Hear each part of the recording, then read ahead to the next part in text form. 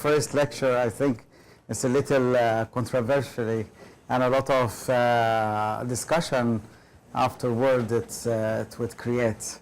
I think you wanted to discuss about moralities and ethics in the society and within yourself. One of the most important things that we see in life, we have people who are project-oriented, enterprise-oriented, people who are actually seeing the results, their main object, and that means that everything will be circling around the results. Everything will be circling around the enterprises. Meanwhile, we have another circle that it is the values. And how can we make the balance between the enterprises and the values, which is, of course, we need to see in our lives. We need to see results. We need to see actions. We need to see projects fulfillments.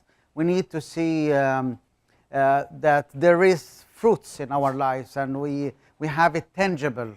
And this doesn't really contradict that you would live in a moral way, in the circle of values. Most of the time, the value orientation would depend mainly on how do you see your main interest in life. So some people, actually, they are self-centric. Some other people, they are society-centric. They see the appearance and the image and the society as the great thing. Some people are actually individual one-to-one orientation. So that will create as well in you that all your interest would be the focus on the relationships and the persons that you meet, and mostly it would be one-to-one relationships. So we have someone who is actually self-preservant. Some others are the image orientation, and some others they would be one-to-one orientation. And all these characters of a personality and your focus in life, and whether you are value-oriented or enterprise-oriented, all this will shape what kind of morals, what kind of life that you wanted to present to around you. And this is very difficult, actually. And I think here we have to work on one important area. How can we make links between these different orientations? Because after all, we have to stay as one person. And it depends on your values. It will shape actually the outcome of it. Give a little example here so you will be able to see what we're talking about here. For example, some people will come and say, we want to serve the poor. It's a good cause. So if you put it in the interests, then it's a good cause. And then here we see like this is the charity concept. And people are very much praised by being charitable.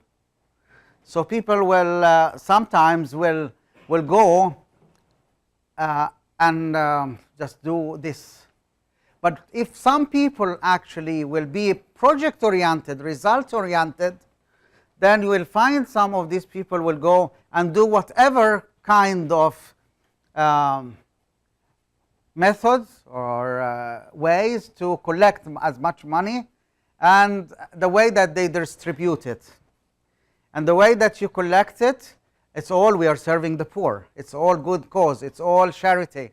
And that means you will, maybe you could use marketing methods and maybe overreacting, and maybe it's you will put some pictures of people in there, and then you could see that you want to, because you want to collect more money, then you would wanted to create a little movie that will create lots of sympathy around the people, and then you will little exaggeration and create really hard scenery, so people, when they see it, they would interact with it and they will be moved, and then they will give more. So this is one method that you will see, like, okay, here is a project oriented. And then if another group of people will be value oriented, they will say, no, stop, we cannot do that, even though it's charity, but it is actually violating human rights because you are exposing people. Then here it will be very difficult that these two groups actually will see the same thing, but in a completely different way. It's the same charity, it's the same orientation. We want to serve the people, but some people will say, no, the Bible is saying here, no, we don't want your left hand to know what your right hand is doing. So it's work in discreet way, work in secrecy, work in dignity for the poor ones. You don't expose them, and then you will have less results. Then you are not able to collect more money. Then the other people will say, how can we fulfill our projects if we are not able to collect this money? And here it's really a big dilemma of discussions. But here we need to say one thing.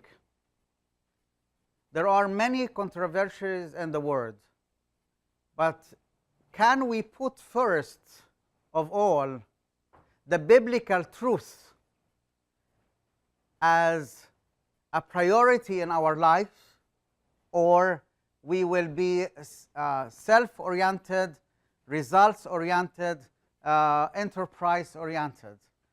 That's a decision that people would need to discuss. Otherwise, it will always be a dilemma in that.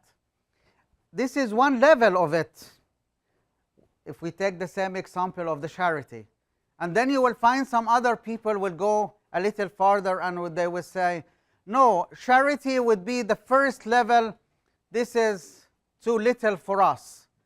Then their value would not be only the charity, their value would be, no, we want to empower people, we want to equip them, so we would reach at the end to social justice.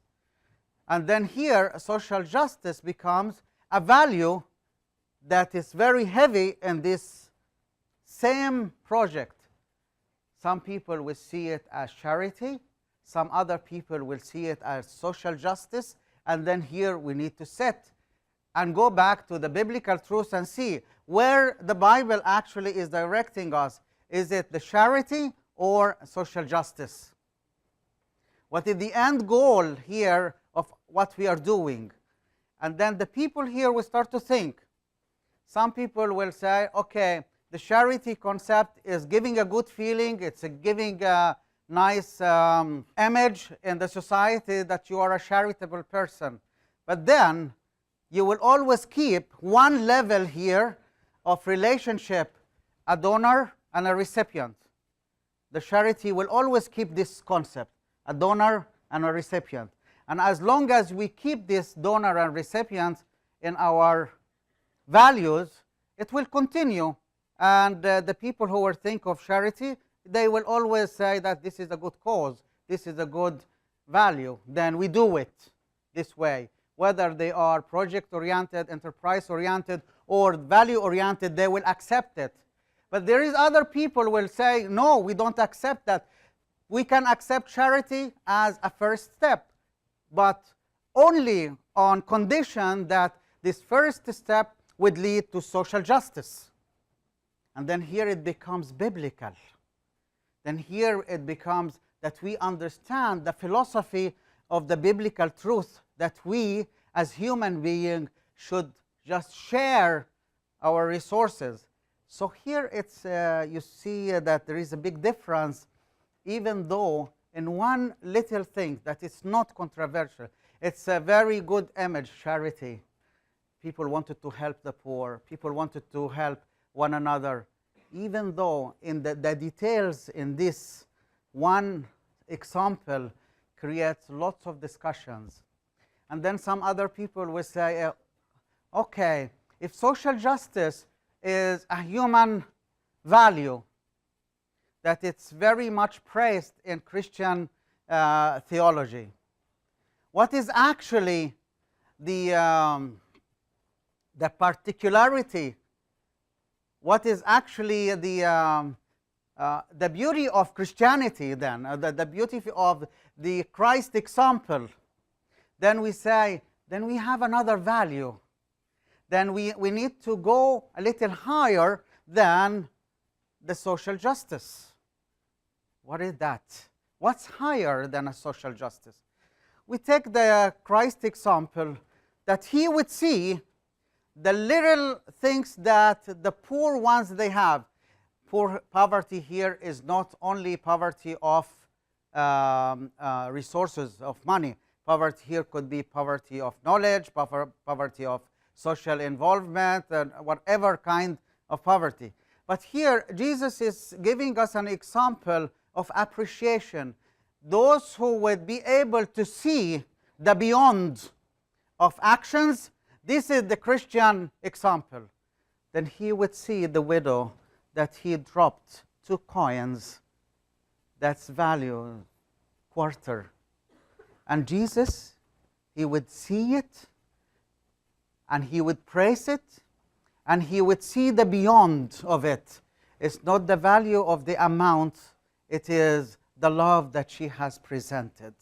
And then here, the Christian value actually would be lifting up the concept of human value to see the little things and give it more value, to see the beyond, the roots of the actions. And then here you see the bigger range of the one action, and then people would see it from different aspects. So if we start to value and evaluate the one action, a woman is coming to put 2 coins in the box. The project-oriented, the enterprise-oriented group would see it's very little value. It will not help the project. It will not make it proceed. It's too little. Our goal is a big number. Our goal is 1 million. Our goal is 2 million or 10 million. Our goal is to make that. So for them, if they are enterprise oriented, then it would be too little. Then this one has no value for them. If some other people will say, this is the group that they will say, okay, we take the value of charity, that people will want to give charity. The image orientation here would become a little thing that, see, she's poor, but she is putting something. Then it gives them a good image. People who are developing, looking at development and empowerment and social justice would see in a better way that even though she is so little, but then she's sharing in the development of her own society, which is actually a good cause in the society. But the people who are having Christ's example would see it in a completely different way. They praise it because of the roots of the actions, the intention, the great intention of this woman, how she put it. So if you take this example and you divide it like this, in every little things that you are working with, you find that you have a big range of controversy, even in the small things. Whatever you wanted to say, meeting people, praying, fasting, or discussing, saying another word, freedom of expression, it would be a very strong a big topic of controversy, because simply people have different values. Even though if they would say that we believe in the same thing, even working together, some people would believe like we wanted to work together. Great. Working together is a good cause. How to move working together to become a teamwork? It's different, and it's different values. And here, those people will say, for example, we are here as a group of people, we gather. We are a group of people gathered together, maybe for one cause, maybe for different reasons, but at the same time, we could not say that we are teamwork. So here, the different values that people will look at, it will define actually their behavior in the society and their stance in the society. And that means we need to put something so important in our life. If this great range of controversy is like this, even in a simple actions, we need actually to see that we need to put higher values in our life. The concept of taking one value and put it in a higher level would be needed here. I'll give you an example of this. There are a group of people that they would be seeing the small identities are the most important. For example, this is my family, and my family here would be identity, and this would be my interest, and it would be the most important. Some people will go a little higher, and they will say, yeah, this is my church, this is my group of people, then this is my identity, then I am this. And there are some others would see like this is my ethnic group, this is, and you see lots of small identities here, that these small identities will define actually your reaction to whatever happens in life. And these reactions would be actually defined according to the ethics that you put in this identity. There is certain values for each identity. And these certain values, when you are dealing with the society according to that, then it would reflect. But there are some people, they would say like, okay, let's go Christ-like, not family-centric, not ethnocentric, not enterprise-centric, not all this kind of level. They would say, let's go higher. The higher value that Christ made for us is completely different.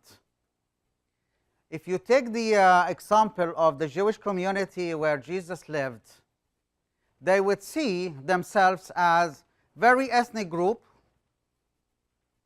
and outside of this ethnic group, they are the Gentiles or the Samaritan, and both of these groups are not welcomed, not loved, even sometimes they are cursed and they are looked upon in different way.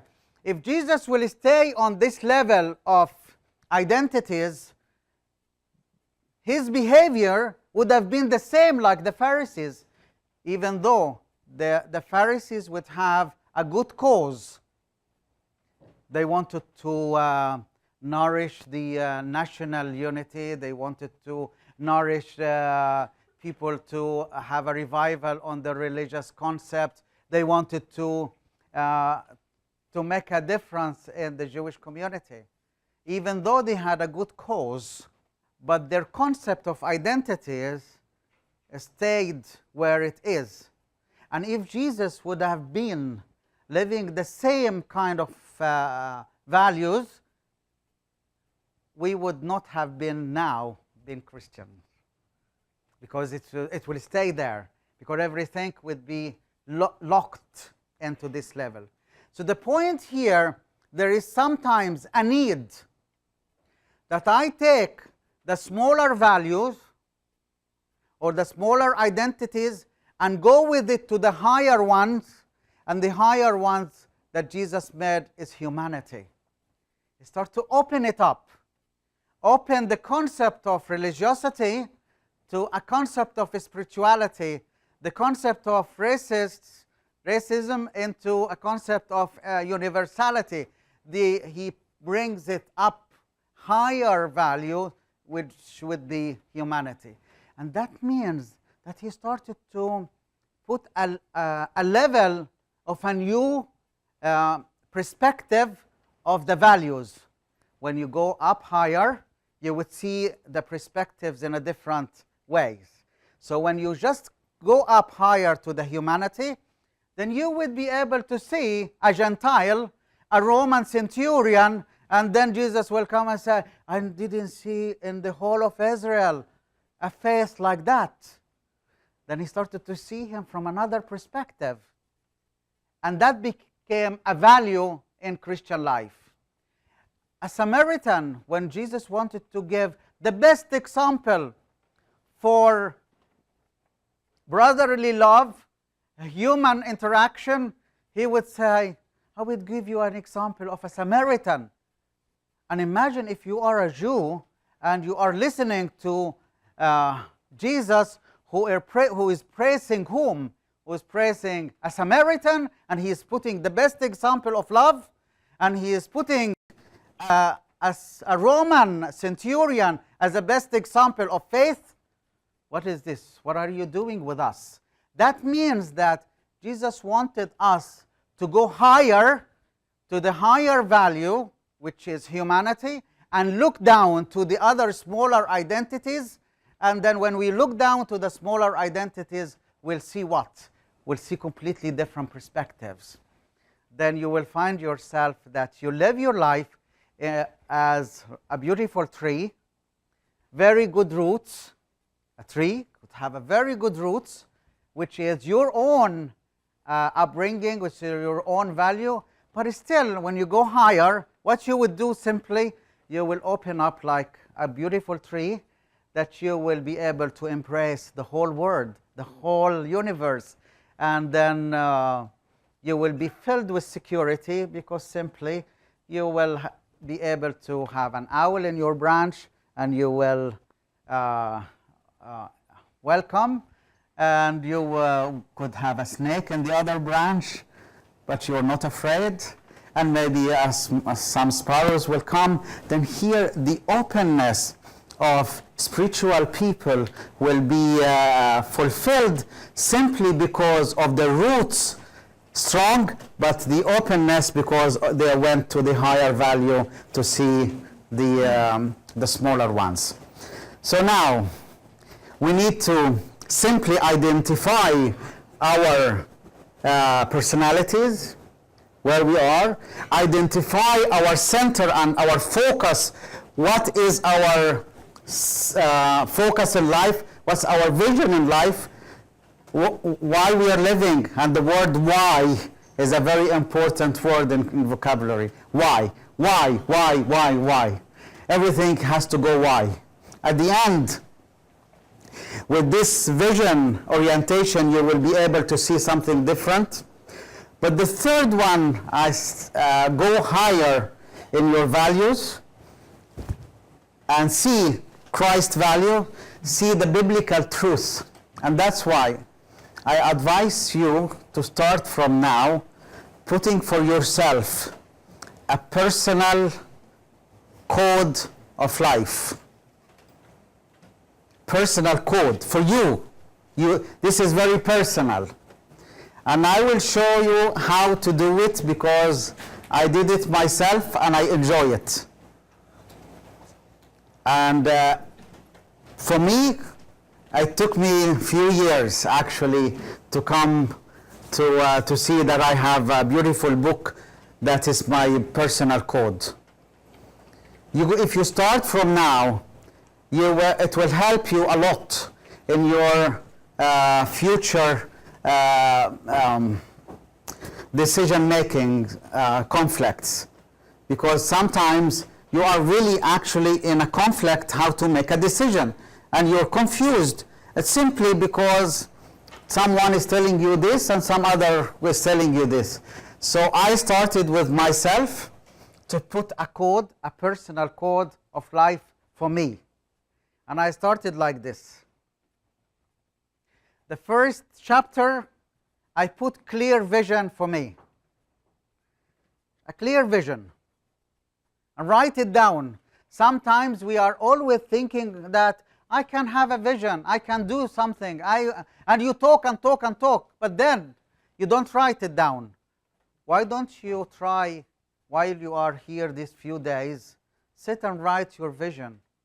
Maybe it will be difficult for you in the beginning, but after a while, focus more and more and more, and then you revise it, and then you will end up with one vision. The second thing, identify clearly your identity, because it helps a lot who you are. Sometimes people will say like, okay, I am Mr. or Mrs. so and so, I am the profession so and so. And I tell you something, those people who are going into this, they are automatically framing themselves and at the same time framing others. Come, let us see an example in this. You meet someone that you don't know. The first thing, you start to fish for something, some information. And every little information you will receive, you will create a frame. Where are you from? Okay, I'm from this area. And then you see this area is a rich area or a poor area. And then you put a frame. What's your studies? You study what? And then here you will put another frame. And then you fish a little bit more. And then you get to the family. And then you put frames and frames and frames. And little by little you find yourself, you are creating a strong frame and a very little opening to see the person. And then you will see the person from a very narrow perspective. Then you would not see everything. It's enough that you are not able to see yourself. Then you add more frames that you would see the people. So your identity actually would be a very strong factor on seeing others. For example, if your main interest in your identity is focused on richness, you will always tend to go to the rich people and climb to become. If your main interest in you would become beauty, you will always go to the beautiful people and you will try to make yourself beautiful more and more, and then you will have a very strong beauty code for yourself, or image oriented. Or if you are position oriented, and you will find that your identity becomes very much focused on position, and then you will find yourself leaning towards those have position, and then befriend with them. Maybe sometimes it's not good friendship, but it's mainly benefits oriented relationship. And that means that the more that you put your identity on the higher values, then the more that you are saved the rest of your life. Then you get rid of this frame. Jesus did. I'm sorry to say, like, Jesus did broke the frame that the society had. He broke it all. Because he wanted us to see the higher value, the higher identity in him, that we are actually his image and we are called to be his likeness, and that means that he is actually our life, and then we have to be his image, and this is what we supposed to be, the image of Christ. And then your identity here would have to be something similar. So put the biblical value, the biblical truth in there. The third chapter I wrote, it's the belief system. And here I divide it into 4 lines. The first one was theological belief system. which actually it's influencing my life. What do I believe? The church wanted to make unity, so the church made actually a theological code for us. Truly we believe in one God, God the Father Almighty, maker of heaven and earth. The church saw that the people are going theologically in different directions, so the church gathered and say like, okay, let's sit together and make a code. So we have the creed. So a code here. But a code here that you make for yourself. You need to gather your beliefs from the Bible, from the church traditions, from the church sacraments, and you see the sacramental value in what you're doing. It is not only the ritual value of what you do in your belief, but the sacramental value of the what you do. So, for example, you come for the communion. Could be a ritual value and could be a sacramental value. Where do you want to be? If you will enjoy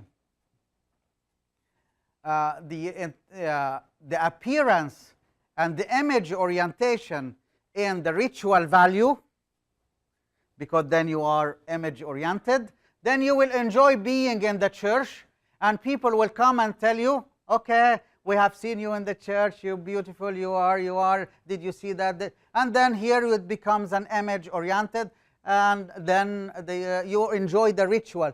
But the inner soul is suffering until you come to actually the value, the real value, the sacramental value of believing that you are in unity with Christ. Then here, from the beginning, if you start to put in there, in your value, where are you, and put it as a code for you, then you would remind yourself the moment that someone will push you or pull you towards something, then you will say, no, I have a code here. I live it. When I come to church, I need to prepare myself. I need to be in there. I need to see the sacramental value in what I'm doing. I stand up for prayer. I need to see the transformative actions that is happening in me when I'm standing before God. That's a value here. This is the theological code, and you sit with yourself, write down. And it doesn't have to be one time that you will sit and write, but every now and then you hear something and you go and write down. It took a few years for me to write my code, and I'm still writing in it. It's not done yet. But every time I hear something good, I go and say, this is missing in my code, I want to add. And then it would be a revival. So the first line here would be a theological belief system. The second one would be moral belief system. In this moral belief system, we have strong controversies, because some people will say like, okay, there are certain values that you need to see the society, how we deal with it, and be adapted to the society, and. But here, after all, even though we need to be integrated in the society where we live in, we need to be the salt of the earth, we need to be the light of the world, we need to be present in every corner in the society, we need to be here now. It's great. But at the same time, you are coming there with your values. You're coming there with a strong impact in the society. If you are a candle and you're coming to a room, then you have to be lighting the room. You can't be darkness if you are a candle. Then here you need to see yourself that I have a certain values and I have to be integrated in the society, but I have to put my value in there. If you are the odor of Christ and you come to a room, then you have to be felt. People will feel you, will smell you. That's an important thing. So here, what is this code?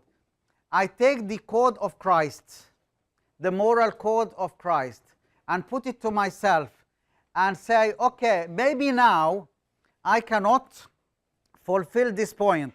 when Jesus, for example, said that, okay, let your no be no and let your yes be yes.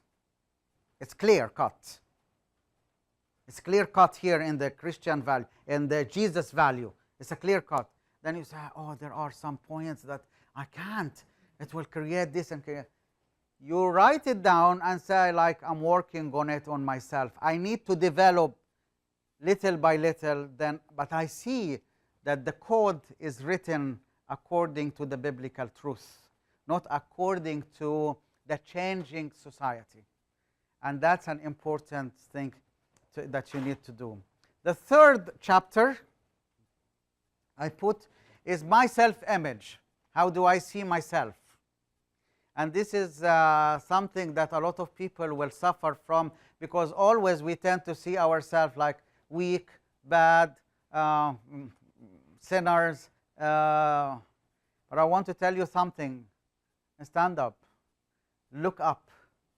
Look up to the one that He gave you grace. Look up to Him and see that He is opening His arms to you and He is telling you, you're forgiven. It's a beautiful word to hear, isn't it? You are forgiven. And see the great value of the redemption of God for us. And then I see the forgiveness rather than I see my guilt, because I will lift it up. I lift up my guilt, I lift up my sins, and I will put it to the redemption of Christ, and I will enjoy forgiveness of sin. And here you need to see yourself. Where are you? Are you living in guilt? Are you living in weakness and living on rejection? Or are you seeing the greatness of the love of God? You feel the unity in Christ, and you see that you are His image, and that means you are Him. He is in you and you are in Him. Then this unity is creating in us a very beautiful image for us. He's adding to us something beautiful.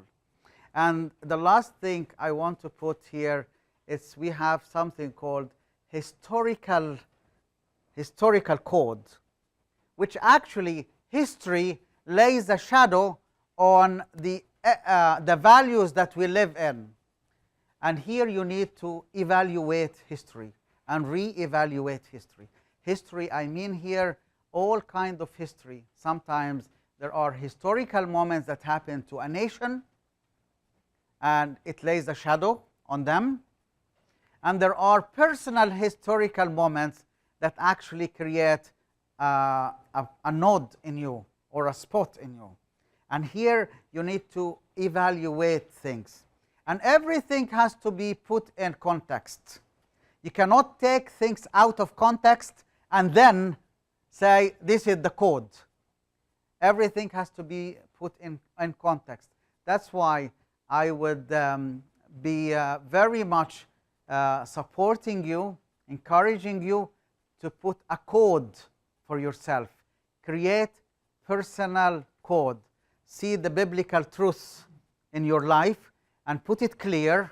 Write it for yourself, and then you will be enjoying a very steady life to come for long years, or whatever God is allowing us this period of life, but still you need to watch.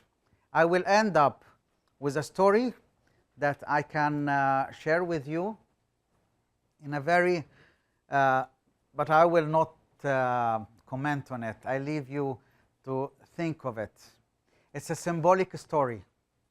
And this symbolic story, it goes like this. Once upon a time, there was a poor man, and he was sitting with his wife, blaming God and blaming their chance and life and everything.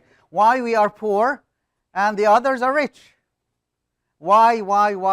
And they are really getting sad. And everything, they start to blame God for it. It's very simple. And they start to dream, open their wings and start to dream together. Anyway, it's good for a man and his wife to dream together. That's good. So they stretch the wings of the dreams and they start to fly. And then suddenly they said, okay, but we are hungry. We need to eat. So they went fishing. They caught a big fish. And while they are cleaning, they found a big stone. Wow, their dreams came through. Fantastic. And they were jumping of joy that they found a big stone, precious stone. So the poor man went to a jeweler with his big stone, and the jeweler said, oh, I'm sorry, I cannot buy this. It's too much for me. It's too expensive. It's priceless. I never saw anything like that. So I cannot buy it from you because simply I cannot. The poor man was so sad, but because he wanted money, he said, just give me anything. He said, no, I'm just. I cannot buy it for anything. This is, maybe the big dealer could help you with that. I don't know the big dealer. I take you there. So the jeweler took him to the big dealer, and the big dealer said the same. And the big dealer said, oh, I can't buy this. It's priceless. But I tell you, the only one who can actually buy this is the king himself. The poor man said, oh, I don't know how to go to the king. Who would take a poor man to the king? The big dealer said, I take you. I'll take you with me to the big dealer, to the king. They went to the king, and the king, as soon as he saw the stone, said, wow, this is exactly what I wanted. This is what I've been searching for. Oh, here we are. That's great. So the price, can you give me money? He said, oh, but this is priceless. How can I pay you? So the poor man started to be very sad because he said, like, I have something so big, but nobody is giving me money. So the king said to this poor man and the dealer, he said, I give you a price. The price is, you have 6 hours. I will open for you all the treasures of the palace. All the treasures is there for you. Take as much as you want. And here are the guards, they will help you. If you want to carry, they will help you to carry. And if you get hungry, they will put some food for you. And if you're tired, they will give you rest. So the poor man said, but 6 hours is too much, but I can just take anything. He said, no, you have 6 hours. All the gifts, all the treasures of the king are open for you. So the poor man,